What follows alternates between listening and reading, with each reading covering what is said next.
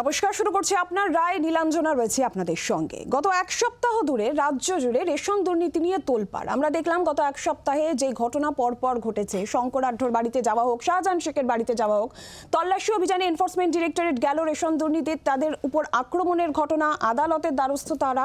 ইতিমধ্যেই আমরা দেখেছি এই ঘটনায়, সন্দেশখালীর ঘটনায় দুজনকে পাকড়াও করা হয়েছে, কিন্তু শাহজাহান শেখ কোথায় এখনো জানা যাচ্ছে না। এই আবহেই এবার পুরো নিয়োগ দুর্নীতিতেও তৎপর ইডি, এবং আজকে সকাল থেকে যে তৎপরতার ছবি ধরা পড়ল, রাজ্যের মন্ত্রী, বিধায়ক, কাউন্সিলর, তাদের বাড়িতে এনফোর্সমেন্ট ডিরেক্টরেটের ম্যারাথন তল্লাশি অভিযান। একদম রণসাজে সজ্জিত হয়ে সিআরপিএফ, বাড়তি সতর্কতা, তৎপরতা সমস্তটাই নজরে আসলো। আর আজকের এই গোটা বিষয়, এই সমস্ত বিষয় নিয়েই আমাদের আজকের আলোচনাও হবে। কারা কারা রয়েছেন আমাদের সঙ্গে তাদের সাথে প্রথমে পরিচয় করাই। আমাদের সঙ্গে রয়েছেন তৃণমূল কংগ্রেসের তরফ থেকে শান্তনু সেন রয়েছেন আমাদের সঙ্গে, সিপিআইএম এর তরফ থেকে চয়ন ভট্টাচার্য রয়েছেন আমাদের সঙ্গে, বিজেপির তরফ থেকে রাজস্বী লাহিড়ী রয়েছেন, এবং কংগ্রেসের তরফ থেকে রয়েছেন মিল্টন রশিদ। এরই পাশাপাশি আইনজীবী শীর্ষেন্দু সিনহা রয় আমাদের সঙ্গে রয়েছেন, এবং প্রাক্তন পুলিশ কর্তা সত্যজিৎ বন্দ্যোপাধ্যায় রয়েছেন আমাদের সঙ্গে আলোচনায়। আমি প্রত্যেকের কাছে আসবো, তার আগে অনুষ্ঠানে সবাইকে স্বাগত জানাই। আর একবার একটু নজর রাখি যে আজকে দিনভর ঠিক কি কি হলো। রেশন দুর্নীতি তদন্ত চলছিল, তার মধ্যেই পুরো নিয়োগ দুর্নীতি মামলার এই তল্লাশি অভিযান, আজকে সকাল থেকে যে তৎপরতার ছবি দেখতে পাওয়া গেল। ম্যারাথন তল্লাশি চলল রাজ্যের দমকল মন্ত্রী সুজিত বসু, বিধায়ক তাপস রায় এবং এক প্রাক্তন পুরপ্রধানের বাড়ি এবং অফিসে। দেখুন, রেশন দুর্নীতি মামলায় গ্রেফতার রাজ্যের মন্ত্রী জ্যোতিপ্রিয় মল্লিক। এর মাঝেই পুরো নিয়োগ মামলায় ফের তৎপর ইডি। শুক্রবার সকাল থেকে শুরু হয় ইডির ত্রিমুখী অভিযান। স্ক্যানারে রাজ্যের আর এক মন্ত্রী, দমকল মন্ত্রী সুজিত বসু লেকটাউনের দুটি বাড়িতে, বরানগরের তৃণমূল বিধায়ক তাপস রায়ের ১০৫ বিবি গাঙ্গুলি স্ট্রিটের বাড়িতে ও বিরাটিতে উত্তর দমদম পুরসভার প্রাক্তন পুরপ্রধান তথা বর্তমান কাউন্সিলর সুবোধ চক্রবর্তীর বাড়িতে হানা দেয় ইডি। ইডি সূত্রে জানা গিয়েছে, পুরো নিয়োগ দুর্নীতি মামলায় ইতিমধ্যেই বয়ান দিয়েছেন অভিযুক্ত অয়নশীল। তার বয়ানে রয়েছে কয়েকজন হেভি ওয়েটের নাম। জি24 ঘন্টার হাতে সেই বয়ানের কপি। মনে করা হচ্ছে সেই সূত্রেই ইডি হানা দেয় লেকটাউনে দমকল মন্ত্রীর নতুন ও পুরনো দুটি বাড়িতে। সুজিত বসু দক্ষিণ দমদম পুরসভায় 2009 সাল থেকে 2021 সাল পর্যন্ত ভাইস চেয়ারম্যান পদেই ছিলেন, এবং সেই সময় অর্থাৎ 2012 থেকে 18-এর মধ্যেই পুরসভার নিয়োগ দুর্নীতি হয় বলে অভিযোগ। শুক্রবার তল্লাশি চলাকালীন বিকেল 4টে নাগাদ সুজিত বসুর ছেলেকে নিয়ে বাড়ি লাগোয়া মন্ত্রীর অফিসেও যায় ED. Investigative agency, they are investigating. Let them investigate. We are law-abiding citizen. They are doing their job. Let them do it. সন্দেশখালীর সপ্তাহ ঘুরতেই ফের একবার অ্যাকশন ইডি। সকাল থেকেই কলকাতার বিভিন্ন জায়গায় ইডি হানা, এবং তার মধ্যে অন্যতম বউবাজারে বিবি গাঙ্গুলি স্ট্রিটে বরানগরের বিধায়ক তাপস রায়ের বাড়িতে ইডি আধিকারিকরা কোনো রকম কোনো নিয়োগ দুর্নীতির সঙ্গে কোনোভাবেই আমার জড়িত থাকার কোনো সুযোগও ছিল না, আর আমি জড়িত নই। তৃণমূল কাউন্সিলর সুবোধ চক্রবর্তীর বাড়িতেও ম্যারাথন তল্লাশি চালায় ইডি। আমাকে ব্যক্তিগতভাবে হ্যারাস করতে আসেনি, দলকে হ্যারাস করতে এসছে, দলের বদনাম করতে এসছে না। এটা বিজেপির তরফ থেকে করানো হচ্ছে, এর মধ্যে পরিষ্কার। নাহলে বিজেপি কবে তৈরি হয়েছিল এই প্রশ্নও করে। ফোনটা, আমার ফোনটা নিয়ে গেছে। কটা ফোন নিয়ে গেছে? একটা ফোন। আমাদের পয়সা কিছু খায়নি। আপনাদের পয়সা না, ওরা সুইগিতে অর্ডার দিয়ে খাবার এনে নিজেরা খেয়েছে। ইডি তল্লাশি নিয়ে বিজেপিকে দফায় দফায় আক্রমণ শানিয়েছে তৃণমূল। প্রশ্ন, তাপস রায়ের বাড়িতে তল্লাশি নিয়েও কিছু না পেয়ে, অর্থাৎ কোনো রকমের রাজনৈতিকভাবে লড়াইয়ে জমি না পেয়ে ইডি এজেন্সিকে লাগানো হচ্ছে। ইডি সিবিআই মতন যেগুলো নিরপেক্ষ এজেন্সি হিসাবে পরিগণিত হয়। উত্তর 24 পরগনাকে কীভাবে তৃণমূলকে ডিস্টার্ব করা যায়, রাজ্যের কলকাতা সহ অন্য সব জায়গাতেই একই জিনিস হচ্ছে। রাজ্য নেতৃত্বকে হ্যারাস করার চেষ্টা হচ্ছে। আমাদের সর্বভারতীয় সাধারণ সম্পাদক অভিষেক বন্দ্যোপাধ্যায়কে টার্গেট করে, অভিষেক বন্দ্যোপাধ্যায় তাদের গলার কাটা। তৃণমূলকে বিব্রত করতে গেলে, বিড়ম্বনায় ফেলতে গেলে যে কজনকে আক্রমণ করা দরকার, তার মধ্যে নিশ্চয়ই তাপস রায় পড়েন। উত্তর 24 পরগনার ক্ষেত্রেও পড়েন, রাজ্য নেতৃত্বের ক্ষেত্রেও পড়েন। সুজিত বসুর ঘনিষ্ঠ দুই আত্মীয়, দুই শ্যালকের দুই স্ত্রী, তারা কামারহাটিতে পুরসভাতে চাকরি পেয়েছে। স্বাভাবিকভাবে এরা প্রত্যেকে যুক্ত, অপর্ণা নিয়োগী যুক্ত, 70টা পুরসভার চেয়ারম্যান এবং তৃণমূলের নেতারা যুক্ত। ব্যাগ গোছানো শুরু করুন, সঙ্গে শীতের জিনিসও রাখবেন।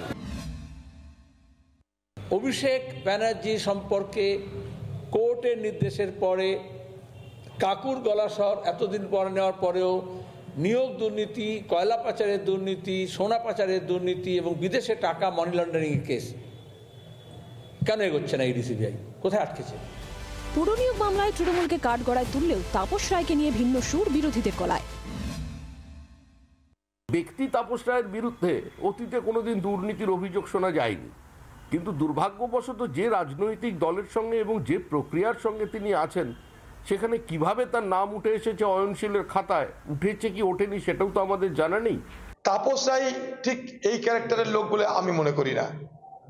তাপস রায় কি এইরকম চোরটা বলে আমার ঠিক বিশ্বাস হচ্ছে না। এখন চোরদের সঙ্গ থাকলে দেখলে কিছু তো করার নাই, চোরের সঙ্গ চোরের সঙ্গ থাকতে গেলে চোরের বদনাম নিতে হবে। লোকসভা ভোটের আগে রেশন দুর্নীতি মামলা নিয়ে অস্বস্তিতে রাজ্যের শাসক দল, তা বাড়ালো পুরো নিয়োগ দুর্নীতি মামলায় ইডি তৎপরতা। তৃণমূলের অবশ্য পাল্টা অভিযোগ, ভোটের মুখে দলকে বদনাম করার চেষ্টা বিজেপির। ব্যুরো রিপোর্ট, জি 24 ঘন্টা। পুরো নিয়োগ দুর্নীতি মামলা, যে মামলার তদন্তে আজকে সকাল থেকে তৎপরতা এনফোর্সমেন্ট ডিরেক্টরেটের আমরা লক্ষ্য করলাম, কিন্তু কি এই পুরো নিয়োগ দুর্নীতি মামলা, এর পিছনের ইতিহাসটা ঠিক কি? শিক্ষা নিয়োগ দুর্নীতি মামলার তদন্ত করতে করতেই পুরো নিয়োগ দুর্নীতির যে তথ্য, একাধিক তথ্য এই নিয়োগ দুর্নীতির, সেই সমস্ত তদন্তকারীদের সামনে আসে। এরপর আদালতের নির্দেশ, আদালতের মনিটরিংয়ে এই তদন্ত প্রক্রিয়া চলছে।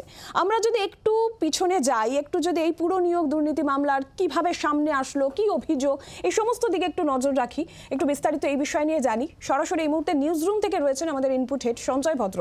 সঞ্জয়, আমরা জানি যে শিক্ষা নিয়োগ দুর্নীতির তদন্ত করতে করতেই এই অয়নশীলের নাম সামনে আসে এবং তার বাড়িতে যখন তদন্তকারীরা যায় তারপরে এই পুরো নিয়োগ দুর্নীতির অভিযোগ, তথ্য, একাধিক বিষয় সামনে আসে। একটু যদি ব্যাকগ্রাউন্ডটা জানা যায় সঞ্জয়।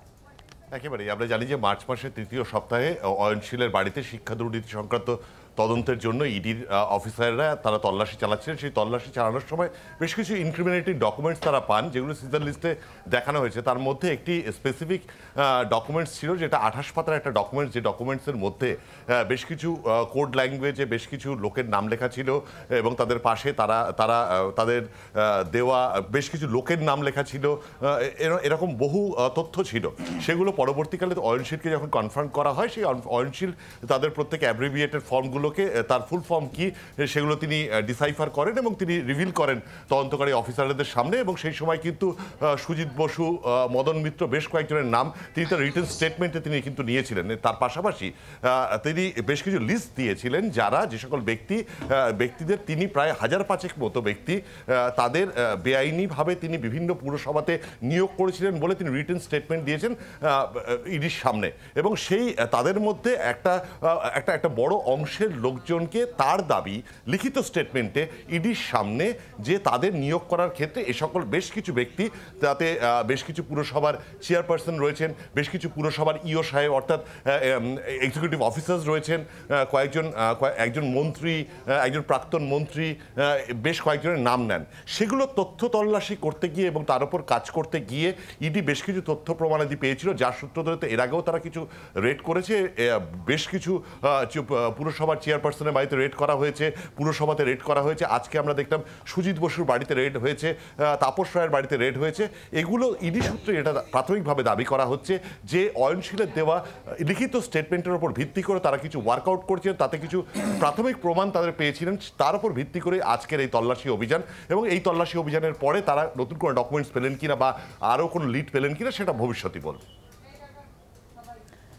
একদমই, আর সেদিকে অবশ্যই আমাদের নজর থাকবে। এবং যেমনটা আমরা দেখেছি যে আজকে 3 জায়গায় ত্রিফলা অভিযান এনফোর্সমেন্ট ডিরেক্টরেটের, একদিকে বিধায়ক তাপস রায়, সুবোধ চক্রবর্তী কাউন্সিলর এবং অবশ্যই রাজ্যের মন্ত্রী সুজিত বসু, এই 3 জায়গায় আজকে এনফোর্সমেন্ট ডিরেক্টরেটের তল্লাশি অভিযান পুরো নিয়োগ দুর্নীতিতে। এবং এই সূত্র কোথা থেকে পাওয়া গিয়েছে? এই অয়নশীল থেকে সূত্র, এবং সেই সূত্র ধরেই এই অভিযান। আমাদের অপর প্রতিনিধি পিয়ালিও রয়েছেন সরাসরি আমাদের সঙ্গে। পিয়ালি, কিছুক্ষণ আগে যখন তোমার সঙ্গে কথা হচ্ছিল তুমি জানাচ্ছিলে যে সুজিত বসুর যে নতুন বাড়ি, সেখানে এনফোর্সমেন্ট ডিরেক্টরেটের টিম ছিল, সেখানে তল্লাশি অভিযান চলছিল। এই মুহূর্তে ঠিক কি ছবি, কি আপডেট রয়েছে?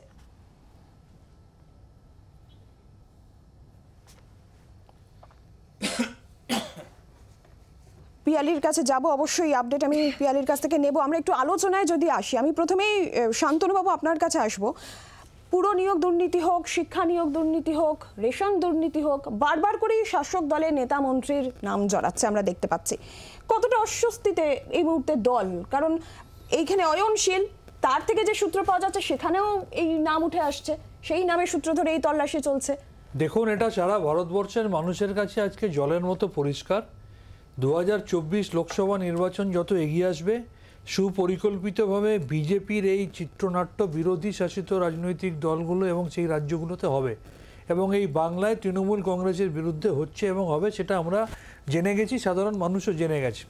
আজকে তদন্তকারী সংস্থা আপনার টিভিতে একটু আগে দেখালেন, যার বাড়িতে তদন্ত করতে গেছে সেখানে গিয়ে জিজ্ঞাসা করছে যে বিজেপি কবে তৈরি হয়েছিল, কারা গেছে, এনফোর্সমেন্ট ডিরেক্টরেট, তার কনভিকশন রেট কত, 0.46%। তাদের নিরপেক্ষতা কি? বিজেপিতে যোগদান করলে তদন্ত বন্ধ হয়ে যায়, ভুরি ভুরি নিদর্শন আছে। আবার সিবিআইয়ের এফআইআরে নাম থাকলেও বিজেপি করেন বলে তার বিরুদ্ধে তদন্ত হয় না। কে গেছে তদন্ত করতে? যে নিজে সিবিআইয়ের এফআইআরে একটা অভিযুক্ত, যার এফআইআরের কপিটা আমি আপনাকে দেখাচ্ছি, রাজারাম রাম, একটু জুম করে দেখাতে বলবো, সেই অভিযুক্ত ইনভেস্টিগেটিং অফিসার নিজে গেছেন তদন্ত করতে। এবং এই ইডি, যার বিরুদ্ধে ঘুষ নেওয়ার অভিযোগ আমরা তামিলনাড়ুতে দেখেছি, অন্য রাজ্যে দেখেছি, সেই ইডি অফিসার আজকে কোথাও তদন্ত করতে গিয়ে কারোর বাড়িতে কম্পিউটারে পার্সোনাল ফাইল ডাউনলোড করে দিয়ে চলে আসছে। আজকে কাউকে জিজ্ঞাসা করছে বিজেপির জন্ম হয়েছে কবে। অর্থাৎ এটা প্রমাণিত, মোদি সাহা প্রাইভেট লিমিটেড কোম্পানির পরিচালনায়, রাজ্য বিজেপির পরামর্শে এবং এখানকার বিরোধী দলনেতার তত্ত্বাবধানে এই কনস্পিরেসি চলছে। অন্যদিকে যার নাম সিবিআইয়ের এফআইআরে রয়েছে, যার বিরুদ্ধে 20টা এফআইআর রয়েছে, যাকে প্রকাশ্যে টিভি ক্যামেরার সামনে টাকা নিতে দেখা গেল, তিনি ডিকটেট করে দিচ্ছেন অমুক দিন অমুকের বাড়িতে ইডি যাবে, অমুক দিন অমুকের বাড়িতে সিবিআই যাবে, এই পাওয়া গেছে সেই পাওয়া গেছে। অথচ তার আপাদমস্তক বা তার দলের বাকিরা দুর্নীতিতে ডুবে আছে, বিজেপিতে আছে বলে ইডি সিবিআই তাদের কেশাগ্র স্পর্শ করছে না। শান্তনুবাবুর এই অভিযোগ যে বিজেপি করলে এই সমস্ত মামলা থেকে রেহাই পাওয়া যাবে, এই অভিযোগ তিনি করছেন। রাজস্বীর কাছ থেকে উত্তর অবশ্যই নেব। আমাদের প্রতিনিধি পিয়ালি রয়েছেন, পিয়ালির কাছ থেকে এই মুহূর্তে একটু আপডেট নিয়ে, পিয়ালি লেক টাউন থেকে রয়েছেন আমাদের সঙ্গে। পিয়ালি, এই মুহূর্তে কি ছবি? কিছুক্ষণ আগে যে আপডেট তুমি তুলে ধরছিলে যে সুজিত বসুর নতুন বাড়িতে এনফোর্সমেন্ট ডিরেক্টরেটের টিম ছিল, তল্লাশি অভিযান চলছিল, এখনো কি চলছে? একেবারে দেখো, এখনো পর্যন্ত সেই তল্লাশি অভিযান চলছে। 13 ঘন্টা অতিক্রান্ত হয়েছে। ইডির অফিসাররা তার যে নতুন বাড়ি এবং যে বাড়িতে সুজিত বসু রয়েছেন নিজে, তার ছেলে সমুদ্র বসু এবং তার বাকি পরিবারের সদস্যরা তারা রয়েছেন, তাদের বাড়িতে এখনো পর্যন্ত তল্লাশি অভিযান চলছে। এবং তার সঙ্গে সঙ্গে সুজিত বসু এবং পরিবারের সদস্যদের সঙ্গে ইডির অফিসাররা যে কথা বলছেন সেইটাও কিন্তু এখনো পর্যন্ত চলছে। কেন্দ্রীয় বাহিনীর জওয়ানরা সকাল থেকে যে জওয়ানদের ঘেরাটোপে আজকে এই অভিযান শুরু হয় সেটাও কিন্তু মোতায়েন রয়েছে। ফলে বাকি যে এই এলাকাতে যে তার যে আদি যে বাড়ি বা তার যে অফিস, সেখানে তল্লাশি অভিযান অনেক আগেই শেষ হয়ে গেল, এখনো পর্যন্ত নতুন বাড়িতে তল্লাশি অভিযান কিন্তু অব্যাহত রয়েছে। পিয়ালি, নজর রাখো তুমি। রাজস্বী, যেই বিষয়টা শান্তনুবাবু যেই অভিযোগটা করছেন, একেবারে সরাসরি বিজেপির মদতে বা বিজেপির এর পিছনে রয়েছে, বিজেপির হাত, এই তদন্তের পিছনে লিস্ট দেওয়া হচ্ছে, নাম ধরে বলা হচ্ছে, এইরকমই একাধিক অভিযোগ তৃণমূল কংগ্রেসের তরফ থেকে কিন্তু আগেও এসেছে, কি বলবেন? গল্পের গরু গাছে তৃণমূলকে তুলতে হবে, কারণ গোটা পশ্চিমবঙ্গ টেলিভিশনের পর্দায় রাত জেগে 52 কোটি গোনা দেখেছে, 11 কিলো সোনা খেলনা এগুলো খাটের তলা থেকে বেরোতে দেখেছে, মন্ত্রীর দপ্তরে 10 কোটি টাকা ফিক্সড ডিপোজিটের কাগজ আজকে ইডি রেড করতে গিয়ে বার করে নিয়ে গেছে, সেই মন্ত্রী জেলে আছে। মুখ্যমন্ত্রী মমতা বন্দ্যোপাধ্যায়ের ভাইজি বৃষ্টি মুখার্জির চাকরি আদালতের গুঁতোয় গেছে, 1000 দিন হয়ে গেল, ছেলেমেয়েরা এখনো এই শীতের রাতে গড়াগড়ি খাচ্ছে, পিকনিক করার জন্য নয়, নিজেদের হকের চাকরির দাবিতে। পরেশ রঞ্জন অধিকারী তৃণমূলের এমএলএ, তার মেয়ের চাকরি গিয়েছে আদালতের গুঁতোয়। তো এগুলোকে ঢাকার জন্য, কাভার করার জন্য তৃণমূলকে অনেক কথা বলতে হবে। আজকে তৃণমূলের মুখপাত্র কুণাল ঘোষ ইনি বলেছিলেন সারদার এন্ড বেনিফিশিয়ারি মমতা বন্দ্যোপাধ্যায়, সারদার সব টাকা মমতার বাড়িতে রাখা আছে, কোনো আরএসএস বিজেপির কথা নয়। কথায় কথায় এরা আমাদের কথা বলে তো। আর যে তদন্তটা হচ্ছে এটা কোর্ট মনিটর তদন্ত হচ্ছে, আদালত নির্দেশ দিয়েছে যে তদন্ত করো, তদন্ত তাড়াতাড়ি শেষ করো, তদন্তের রিপোর্ট দাও। আর এনারা বলতে চান না মুকুল রায় যখন বিজেপিতে ছিলেন তখনও সিবিআই তাকে তলব করেছিল, একবার নয় দুবার। কৃষ্ণ কল্যাণী, পার্থসারথী চট্টোপাধ্যায় যিনি বিজেপির এমএলএ, তার সঙ্গে সঙ্গে দিগম্বর আগওয়ানে মহারাষ্ট্রের একজন বিজেপির নেতা, যাকে ইডি খুব রিসেন্টলি অ্যারেস্ট করেছে 11 কোটি টাকার মানি লন্ডারিংয়ের কাজে। এবং এর আগেও আমি বিভিন্ন চ্যানেলে গিয়ে বিভিন্নবার এই সরকারের আমলেই বিজেপির কারা কারা গুজরাট মহারাষ্ট্রে অ্যারেস্টেড হয়েছেন তার তালিকাও দিয়েছি। যদি এগুলো শান্তনুবাবুরা না জেনে থাকেন তাহলে সেটা আমাদের কিছু করার নেই। চাকরি চুরি হয়েছে শুধুমাত্র ওএমআর শিটের তদন্ত করতে গিয়ে পুরসভার দুর্নীতির, এবং একটা নয় দুটো নয় 60টা পুরসভার দুর্নীতির তদন্ত, মানে দুর্নীতির কাগজপত্র পাওয়া গেছে। সেটার তদন্ত করতে গিয়ে খাদ্য দুর্নীতি করতে গিয়ে মিড ডে মিল দুর্নীতি, সেখান থেকে সারের দুর্নীতি, এমন একটা জায়গা বাকি নেই। আজকে দমকলেও আগুন লেগেছে।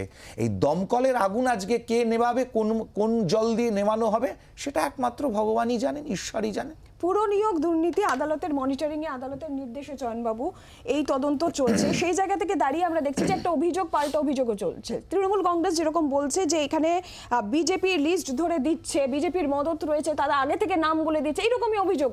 সেক্ষেত্রে দাঁড়িয়ে আপনাদের ঠিক কি অবস্থান, এই নিয়ে কি বলবেন? আমাদের অবস্থান তো কমেন্ট মোহাম্মদ সেলিম বক্তব্য করেছেন। আমাদের পরিষ্কার কথা হচ্ছে আউটকাম কি, তদন্ত চলছে, আউটকামটা কি, এবং দীর্ঘদিন ধরে তদন্ত চলছে। রাজস্ব একটা কথা বললেন যে কোর্ট মনিটর তদন্ত, কোর্ট নির্দেশ দিয়েছে নির্দিষ্ট সময়ের মধ্যে তদন্ত গুটিয়ে আনতে হবে।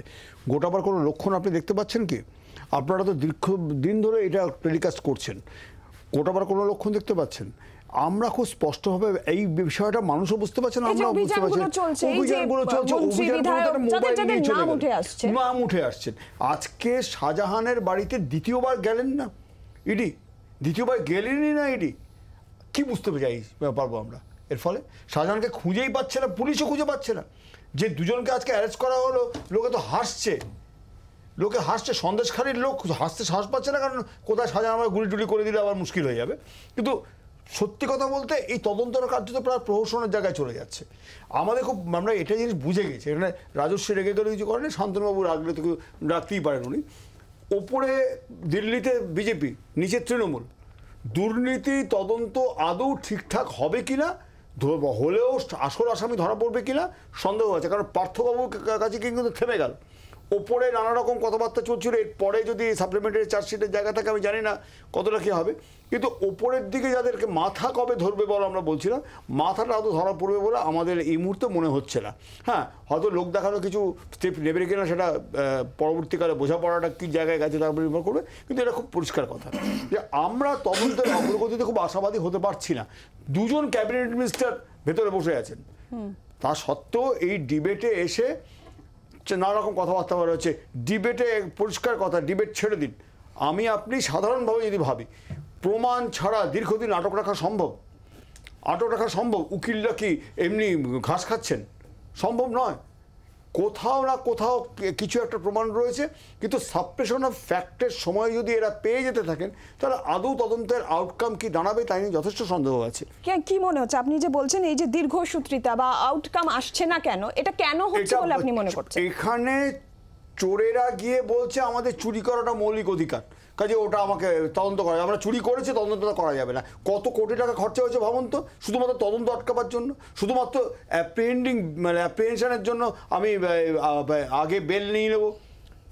এই অ্যান্টিসিপেটরি বেলের জন্য কত টাকা খরচা হয়েছে। রক্ষা কবচের কথাবার্তা আমরা এতটা আগে শুনিনি, এই রক্ষা কবচ আমরা শুনে যাচ্ছি এখন থেকে। এই রক্ষা কবচের এই বিষয়টা এখন যে জায়গায় চলে যাচ্ছে, তদন্ত আদৌ হবে কিনা, এবং আসামি পক্ষ কিন্তু যারা অভিযুক্ত, আমি আসামি বলছি না, অভিযুক্ত, আইনগত আইনে বাঁচিয়ে বলছি, অভিযুক্তরা কি সত্যি মনে হচ্ছে না যে সময় পেয়ে যাচ্ছে প্রচুর তারা তথ্য প্রমাণ সরানোর? আজকে মোবাইলটা নিয়ে যাওয়া হলো, ইদানিং জানতে পারলাম আমরা এদের নামও নাকি তাপস রায়ের মতো মানুষ, যারা আমরা ছাত্র জীবনে, উনি ছাত্র আন্দোলনে ছিলেন, ওপরের দিকে ছিলেন, আমরা ছাত্র জীবনে ওনাকে দেখেছি আমাদের বিরোধী দলের নেতৃত্ব দিতে। তার নাম যখন যুক্ত হয়ে যাচ্ছে, তার মানে কাদের যুক্ত করে ফেলা হচ্ছে, কাদের যুক্ত হয়ে যাচ্ছে নাম। কিন্তু আদৌ এটার আউটকাম কি? গরিব মানুষের জন্য বরাদ্দ রেশন যদি চুরি হয়ে যায়, লুট হয়ে যায়, সেই চাল যদি বেআইনিভাবে সেগুলো লেনদেন হতে থাকে, বাকি রইল কি? এই যে শঙ্করাঢ্য থেকে শুরু করে সবাই তো নানা রকম অবৈধ উপায়ে যুক্ত। হ্যাঁ অবশ্যই আসবো। বর্তমান এই রাজ্য সরকারের এবং কেন্দ্রীয় সরকারের বিশেষ করে তৃণমূল পার্টির বিভিন্ন নেতা যেভাবে শাক দিয়ে মাছ ঢাকা, গ্রাম অঞ্চলে আমাদের একটা কথা বলে, শাক দিয়ে মাছ ঢাকা যায় না। আমি ভারতীয় জাতীয় কংগ্রেসের প্রতিনিধিত্ব করতে এসেছি এখানে, মানে আমি কিন্তু বিজেপি বিরোধী। বিজেপি বিরোধী মানেই আমার কংগ্রেস পার্টির কাউরি বাড়িতে ইডির তল্লাশি হবে আর 200 কোটি টাকা পাবে এবং তাকে ধরে নিয়ে গিয়ে গারদে ভরবে, তার জন্য আমাকে বলতে হবে যে বিজেপি পার্টি করালো। এটা পশ্চিমবঙ্গের মানুষের মস্তিষ্ককে গণ্ডগোল করে দেওয়া। আজকে পশ্চিমবঙ্গের মানুষের কাছে তৃণমূল পার্টি এটা প্রমাণ করতে চাইছে যে সামনে লোকসভার ভোট আছে, সুতরাং বিজেপি পার্টি তৃণমূল পার্টি যেহেতু পশ্চিমবঙ্গে বড় পার্টি, তাই তৃণমূল পার্টির নেতাদের উপরে অত্যাচার করছে। ভাই একটা কথা পশ্চিমবঙ্গের মানুষ আপনারা সবাই শুনছেন, তৃণমূলের লোকও শুনছেন, সাধারণ ভোটাররাও শুনছেন। যখন পার্থদাকে অ্যারেস্ট করা হলো, কেষ্টদাকে অ্যারেস্ট করা হলো, এসএসসি চেয়ারম্যানকে অ্যারেস্ট করা হলো, অধিকারী বাবুর ছেলে মেয়ে অধিকারী বাবুকে অ্যারেস্ট করা হলো, বড়ুয়ার বিধায়ককে অ্যারেস্ট করা হলো, তখন কিন্তু লোকসভার ভোট ছিল না এবং এদের প্রত্যেকের বাড়িতেই কম বেশি অপা বোলপুর থেকে শুরু করে কলকাতা পর্যন্ত টাকা পয়সা সোনা গহনা সব পাওয়া গেছে। আচ্ছা, এই সোনা গহনা টাকা কখনো শাক দিয়ে ঢাকা যায়? যতই টিএমসি পার্টির মুখপাত্র বা নেতৃত্বরা আপনারা বলেন যে বিজেপি আমাদেরকে ভোটে হারানোর জন্যে, আমাদেরকে তকমা খারাপ করার জন্যে আমাদের বাড়িতে ইডি রেড করছে, দেখেন ইডি রেড করলে অবশ্যই নিন্দনীয় ঘটনা। যদি ভালো মানুষের বাড়িতে ইডি রেড করে কিছু না পায়, অবশ্যই আমরাও তখন বলবো যে কেন্দ্রীয় সরকারের ইডি, কখনোই বিজেপিকে বলবো না, কেন্দ্রীয় সরকারের ইডি পশ্চিমবঙ্গের আমাদের নেতাদের উপরে অত্যাচার করছে। কিন্তু সেই ইডি যখন জাহাঙ্গীরের বাড়িতে যায়, সেই ইডি যখন সিবিআই যখন জাহাঙ্গীরের বাড়িতে যায়, সিআরপিএফ যখন মার খায়, তখন কিন্তু আমাদের গায়ে লাগে। ওটা একটা ইনভেস্টিগেশন এজেন্সি, ভারতবর্ষের পার্লামেন্টের এবং সংবিধানের, তাদের গায়ে হাত দেওয়া ঠিক নয়। পশ্চিমবঙ্গ সরকারের উচিত, যেটা আপনি বলছিলেন বারবার, জাহাঙ্গীর কোথায় গেল, দুজনকে ধরা হলো, জাহাঙ্গীরকে ইমিডিয়েট, শাহজাহানকে ইমিডিয়েট পশ্চিমবঙ্গ সরকারকে অ্যারেস্ট করে ইডি এবং সিবিআই এর হাতে তুলে দেওয়া উচিত। চেষ্টা করেও পারছে না, না পারবে না। বাংলার মানুষকে কি বোঝাবেন? এই টাকাগুলো শাক দিয়ে কি করে বোঝায়? দেখেন তাপসদার বাড়িতে কিছু পাওয়া যায়নি, তাপসদার বাড়িতে কিছু পাওয়া যায়নি, আমি তো স্বীকার করে নিলাম। আজকে এখনো আমাদের দমকল মন্ত্রীর বাড়িতে কিছু পাওয়া যায়নি, স্বীকার করে নিলাম, কিন্তু যার বাড়িতে পাওয়া গেছে সেটা কি করে আপনি অস্বীকার করবেন? না, আসলে সমস্যাটা হচ্ছে মিল্টন বাবুরা খুব ফুর্তিতে আছেন তো, কারণ তার দলের রাজ্য সভাপতি, যিনি বিরোধী দলের নেতা ভারতবর্ষের লোকসভায়, তিনি সাংসদ মহারত্ন পুরস্কার পেতে চলেছেন সম্প্রতি। বিজেপি এটা ঠিক করে কে কাকে পুরস্কার দেবে। আমি অনেক দিন আগে দেখেছিলাম অনেকবার যে প্রদেশ কংগ্রেস সভাপতিরা হারের দায় মাথায় নিয়ে পদত্যাগ করেছে। আজকে তাদের সভাপতির নেতৃত্বে বাংলায় কংগ্রেস শূন্য। পদত্যাগ করা তো দূরের কথা, এই মিল্টন বাবুরা দিল্লিতে যখন প্রিয়াঙ্কা গান্ধী বা রাহুল গান্ধীর বিরুদ্ধে ইডি সিবিআই লাগে, তখন তারা রে করে চিৎকার করতে শুরু করে। আমি আপনাকে ডিস্টার্ব করিনি, আমি ডিস্টার্ব করিনি। তারপরে সেই ইডি সিবিআই যখন এখানে মমতা ব্যানার্জি বা তৃণমূল কংগ্রেস বা অভিষেক ব্যানার্জি বা তার সহকর্মীদের বিব্রত করে, তখন এরা বিজেপির সাথে গলা মিলিয়ে হাততালি দিয়ে আনন্দে নাচানাচি করে। এটা পরিষ্কার এই বাংলায় বিজেপি বিরোধী শক্তির নাম তৃণমূল কংগ্রেস, এবং বিজেপিকে শক্তিশালী করার জন্যে, তৃণমূল বিরোধিতা করার জন্য এখানে কংগ্রেস যা করার করছে।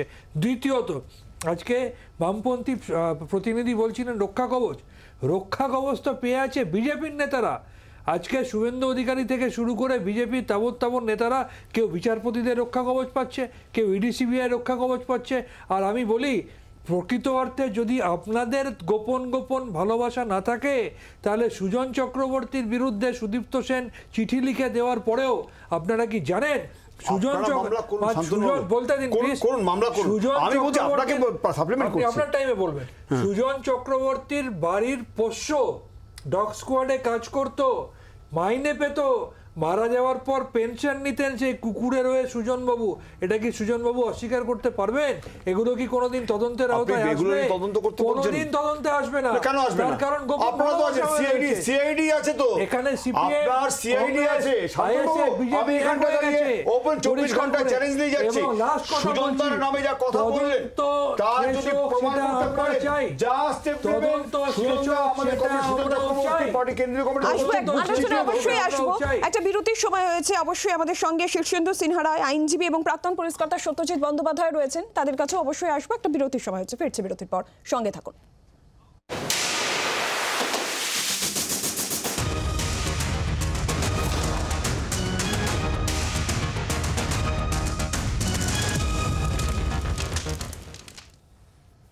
ফিরলাম বিরতির পর। আমি একবার একটু শীর্ষেন্দু বাবুর কাছে যাব। শীর্ষেন্দু বাবু, আদালতের নির্দেশে আদালতের মনিটরিং এ একটা মামলা চলছে, পুরো নিয়োগ দুর্নীতি মামলা। আমরা দেখেছি যে একটা মামলা তদন্ত করতে গিয়ে এই মামলার নিশ্চয়ই তেমন কিছু এভিডেন্স, তেমন কিছু তথ্য সামনে এসেছে যার জন্য আদালত এই মামলার তদন্তের নির্দেশ দিয়েছে। এটার তো একটা আলাদা তাৎপর্য রয়েছে, একটা আলাদা গুরুত্ব তো রয়েছে।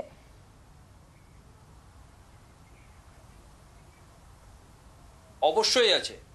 আজকে স্বামী বিবেকানন্দের জন্মদিন, আজকে যুব দিবস।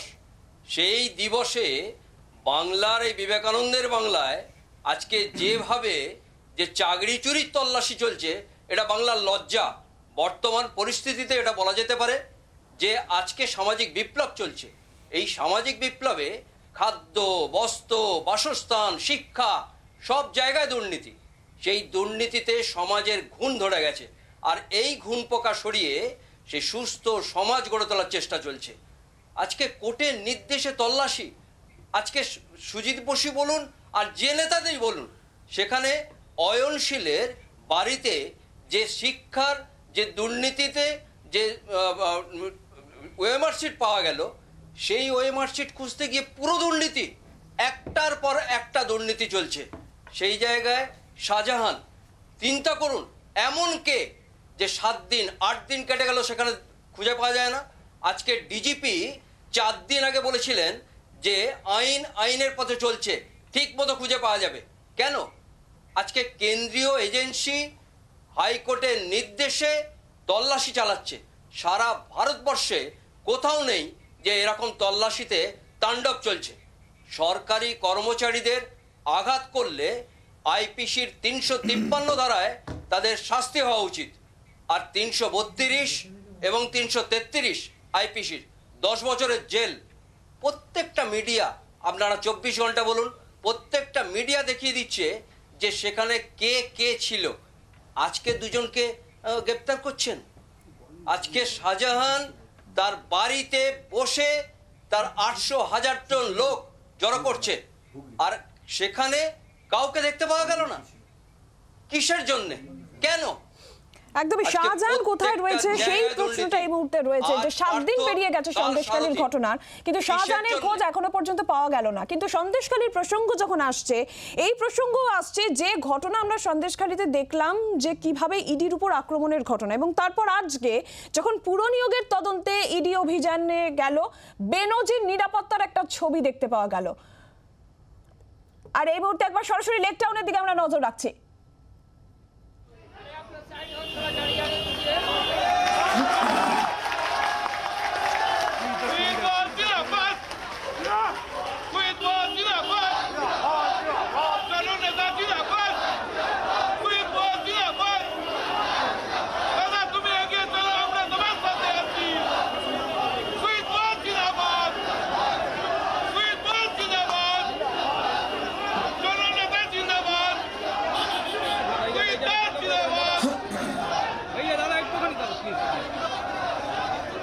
সত্যজিৎ বাবুর কাছে যাব। সত্যজিৎ বাবু, আজকে যে বেনজির নিরাপত্তা দেখতে পাওয়া গেল সন্দেশখালীর ঘটনার পর, রীতিমতন এলাকা ফাঁকা করার জন্য রুট মার্চ, এরিয়া ডমিনেশন হলো, এই ছবি তো একেবারে নজিরবিহীন ছবি। ভোটের সময় আমরা এরকম ছবি সাধারণত দেখতে পাই। অ্যাকচুয়ালি যেটা বলেছেন ঠিক আসল কথাটাই বলেছেন। বেনজিরভাবে করা হয়েছে, কারণ এই শাহজাহানের বাড়িতে রেডের সময় অ্যাকচুয়ালি যদি এইরকমভাবে ওনারা রেডটা করতেন তাহলে মনে হয় শাহজাহানের বাড়ির রেডটা সাকসেসফুল হতো। দেখুন, শাহজাহানের বাড়ির রেডের সময় আমি দু একটা লাইন শুধু বলি। শাহজাহানের যে বেসিক্যালি হিজ এ ক্রিমিনাল, কারণ ও তো বামপন্থীদের হাত থেকে আরএসপির থেকে সিপিএম থেকে টিএমসিতে ঢুকেছেন এবং তারা যে কোনো সময় যে কোনোভাবে রাজনৈতিক যারা শাসক দলের সাথে থাকতে চায় সেইভাবেই শাহজাহান শাসক দলের পক্ষেই ছিল। সুতরাং এদেরকে ধরার আগে যে ক্রিমিনাল ইন্টেলিজেন্স নেওয়া দরকার ছিল সেইটা তারা নেননি। যে রেজিস্ট্যান্স আসবে, মানে what is the body weight of apart from is physical weight, এইটা অ্যাসেস করা যায়নি তখন এবং করেননি, যার জন্য সামান্য সংখ্যক লোক নিয়ে শাহজাহানের বাড়িতে রেড করা হয়েছিল।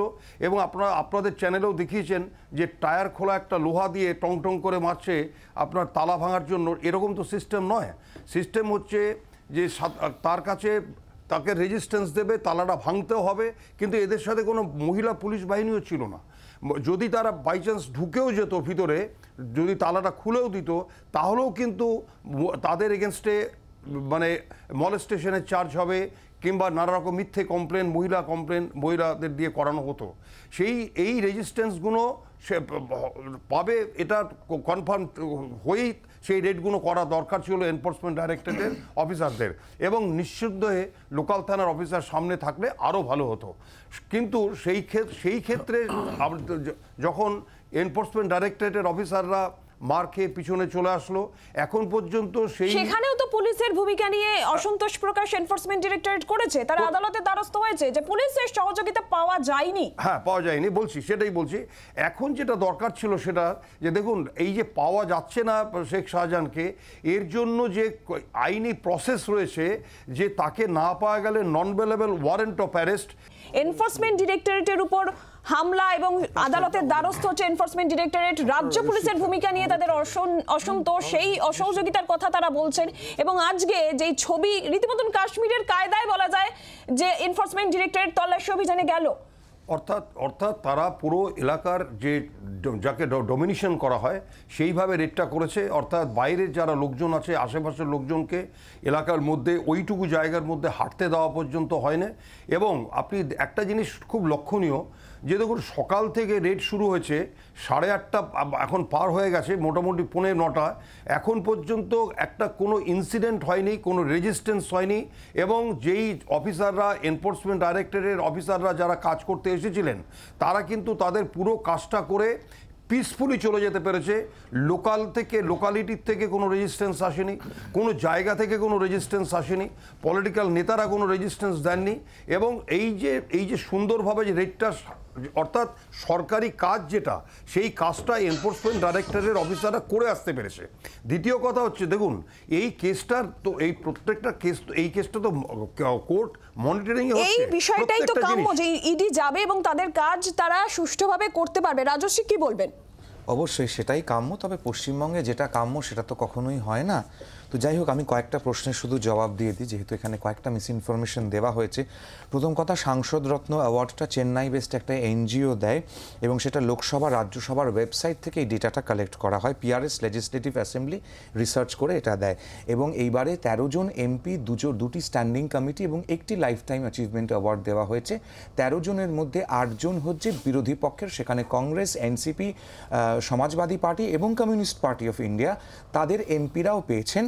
স্ট্যান্ডিং কমিটির একটি কমিটি যেটি পেয়েছে সেটি ওয়াইএসআর কংগ্রেসের দ্বারা পরিচালিত ট্যুরিজম কালচারের স্ট্যান্ডিং কমিটি। এবং লাইফ টাইম অ্যাচিভমেন্ট অ্যাওয়ার্ড যিনি পেয়েছেন, একটি লাইফ টাইম অ্যাচিভমেন্ট পাওয়ার যাকে দেওয়া হয়েছে, তিনি কিন্তু কমিউনিস্ট পার্টি অফ ইন্ডিয়ার রাজ্যসভার প্রাক্তন সদস্য। তো আমি শেষ করি। এরিয়া ডমিনেশন হচ্ছে, আমরা দেখলাম তদন্তকারী সংস্থা তদন্ত করতে যাচ্ছে আর তার নামে সেন্ট্রাল ফোর্স সাধারণ মানুষকে কিভাবে বিব্রত করছে। কেউ বাজার যাচ্ছে তাকে তাড়া করছে, কেউ পাড়ায় গল্প করছে তাকে তাড়া করছে, কেউ শীতের সকালে রোদ পোয়াচ্ছে তাকে তাড়া করছে, কেউ দোকানে চা খাচ্ছে তাকে তাড়া করছে।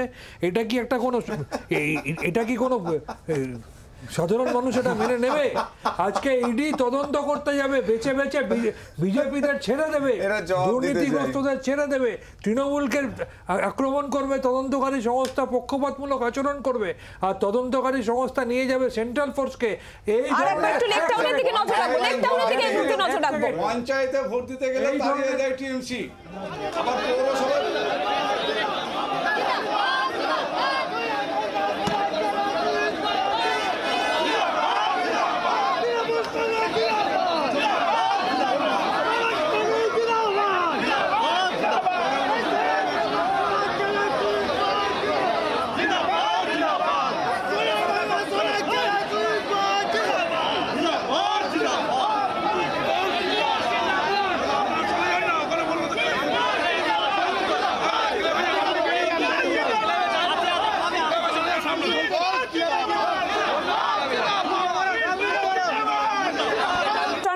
বেছে বেছে এজেন্সি বেছে বেছে তাদের তল্লাশি অভিযান করছে, লোক বেছে বেছে। আচ্ছা 10 সেকেন্ড আমি নিচ্ছি। এই তৎপরতা যদি বিজেপি মণিপুরে দেখাতো তাহলে এতগুলো মানুষ খুন হতো না, এত মায়েরা ধর্ষিতা হতেন না। এই তৎপরতা যদি অরুণাচল প্রদেশে দেখাতো চাকরি চুরি যেত না, হতো না। যদি পুলিশকে দিয়ে মুখ্যমন্ত্রীর বাড়িতে প্রসাদ বিতরণ না করাতেন, পুলিশ যদি পুলিশের কাজ করত, এগুলো দেশের মানুষ চাকরি চুরি হতো না, এতগুলো আপনারা দেশটাকে বিক্রি করে দিচ্ছেন, যারা কথা বলছেন বাচ্চাদের শিশু চুরি করে তারা বিষয়টা হচ্ছে যে আমি 3টে প্রশ্ন করছি, বেশি সময় নেব না কারণ বাকিরা বলে ফেলবে। এবারে প্রশ্ন করছি আপনাদের কাছেই করবো, কার কাছে করবো, বাকিরাকে উত্তর দেবেন না। প্রথমটা হচ্ছে যে আমি আবার বলছি, এত করেও শাহজাহান চাপা দেওয়া যাবে তো? শাহজাহানের বাড়িতে দ্বিতীয়বার রেডি হলো না কেন? এবং সমস্ত জায়গায় খুব পিসফুলি আমাদের পুলিশ অবসর পুলিশ খুব সুন্দর। শাহজাহান সিবিএম ছিলই না, ও কোথায় ছিল? সিবিএম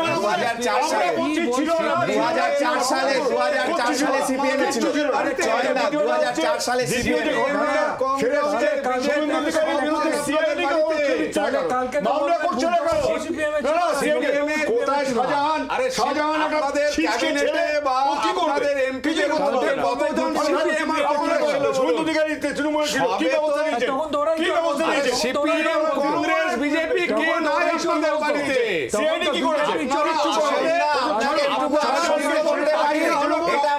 সরকার তদন্ত হবে, এটা মোদি চাকরি হবে না, নেতাই সুর হবে না, সব তার তদন্ত যে হলো না সেটা হবে না। মোদি চাকরিতে উদ্বাস্তু নবসূত্র বাঙালি হিন্দুরা গুলি কেন তার তদন্ত হয়নি সেটা হবে না। সঙ্গে থাকুন।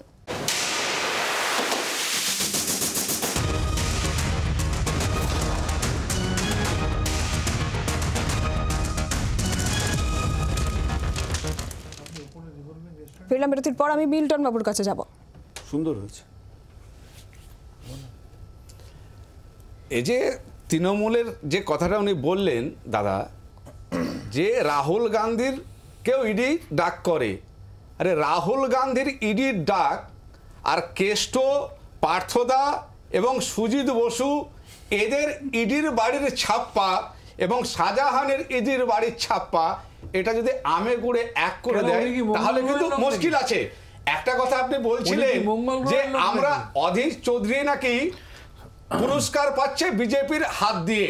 শুনুন, এই অধীর চৌধুরী প্রধানমন্ত্রীর চোখে চোখ রেখে, অমিত শাহ চোখে চোখ রেখে পার্লামেন্টে কথা বলে। এই অধীর চৌধুরী মহুয়া মৈত্রকে যখন তাড়িয়ে দিল, আপনারও ক্ষমতা হয়নি মহুয়া মৈত্রের পক্ষে লোকসভায় দাঁড়িয়ে কথা বলা।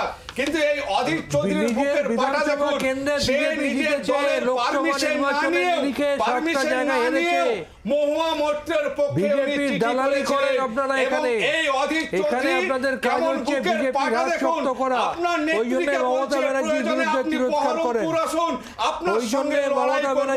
আমার নেতা আপনারা এখানে বিজেপির হাতে তামাক খাচ্ছেন, কখনো মোদি বা অমিত শাহের কাছে সারেন্ডার করেনি, আইএসএফের সাথে হাত মিলিয়ে বিজেপির তামাক খাচ্ছেন।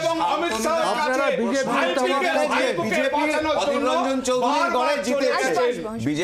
বিজেপি অধীর রঞ্জন চৌধুরীর বিধানসভা জিতেছেন। আমি জানি না এটা উনি মমতা ব্যানার্জিকে ঠুকে বললেন কিনা, কারণ 2014 সালে ভবানীপুর বিধানসভা কিন্তু মমতা ব্যানার্জির তথাগত রায়ের কাছে হেরে গেছিলেন। এখন ওনাকে হয়তো প্রবীণ কতগুলো আপনাদের নেতা মন্ত্রী বিধানসভা হেরেছে, লোকসভা হেরেছে,